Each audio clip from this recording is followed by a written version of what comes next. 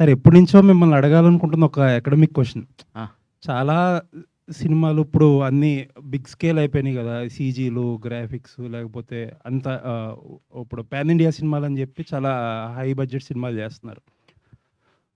ఈ సీజీ వర్క్‌లు ఇవన్నీ చేసినప్పుడు ఇందులో కెమెరామ్యాన్ రోల్ ఎంతుంటది? ఎందుకంటే ఒక కెమెరామ్యాన్ ఉంటే క్వాలిటీ హై వస్తది. ఒక కెమెరామ్యాన్ ఉంటే రాదు. రకరకాలుగా మాట్లాడుతూ ఉంటారు. ఆ కెమెరామ్యాన్‌కి సీజీ సినిమాలు చేసిన ఎక్స్‌పీరియన్స్ లేదు. అలా రకరకాలుగా మాట్లాడుతా ఉంటారు గదా! అసలు నిజంగా ఈ సీజీ సినిమాల్లో ఒక కెమెరామ్యాన్, సినిమాటోగ్రాఫర్ రోల్ ఎంత? సినిమాటోగ్రాఫర్ ఎవరైనా పర్వాలేదు. సీజీ వాళ్ళు very important. Okay.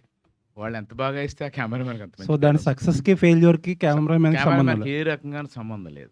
Okay sir. Cameraman ఏం కావాలో, వాళ్ళకేం కావాలో వాళ్ళని అడిగి, వాళ్ళ అప్రూవల్‌తోనే చేస్తున్నాం. ఈవెన్ నేను కూడా. ఓకే. నేను పెద్ద పుడింగి నేను 'అంజి' చేశాను, 'డమరుకం' చేశాను. 'అంజి'కి నాకు నంది అవార్డ్ వచ్చింది, ఫిల్మ్‌ఫేర్ అవార్డ్ వచ్చిందని చెప్పట్లా. వాడు అప్రెంటిస్ గాడైనా, వాడు ఎక్స్‌పీరియన్స్ గాడైనా, వాడికి ఏం కావాలి, వాడు ఏం అడిగితే అది 100% వాడు ఓకే. నాకు ఇగో పక్కన పెట్టి, నాకంటే కెమెరామ్యాన్ నేనే కాదు, ఎనీ కెమెరామ్యాన్.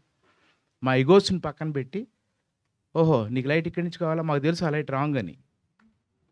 ఓకే. వాడు అడిగిన లైటు రాంగ్ అని మాకు తెలుసు.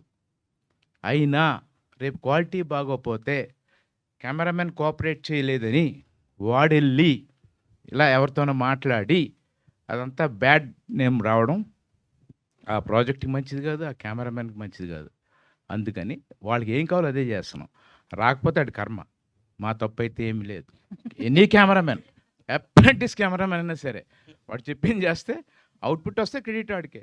బ్యాడ్ నేమ్ వస్తే మాత్రం కెమెరామెన్‌కి రాకూడదు. బట్ అలా జరుగుతుందంటారా? 100% అంటే ఐ మీన్ బ్యాడ్ నేమ్ వస్తే వాళ్ళకే రావడం, మనకు రాదు అనేది జరుగుతుందా ఇండస్ట్రీలో? 100%, 100% పాపం మీడియా గాని, జనం గాని మాట్లాడట్లా. తెర వెనకాల ఆ కెమెరామెన్ చెడదొబ్బాడని మాట్లాడుకుంటారు చెడదొబ్బినోళ్ళు. యాక్చువల్ కెమెరామెన్‌కి సంబంధం లేదు. ఓకే. సీజీ ఏ రకంగాను కెమెరామెన్‌కి సంబంధం లేదు. That to now. అండ్ దీనికని ఒక సెపరేట్ ఒక టెక్నీషియన్ వచ్చాడు ఇప్పుడు కొత్తగా. ఇదివరకు 24 క్రాఫ్ట్స్ ఉండేవి కదా!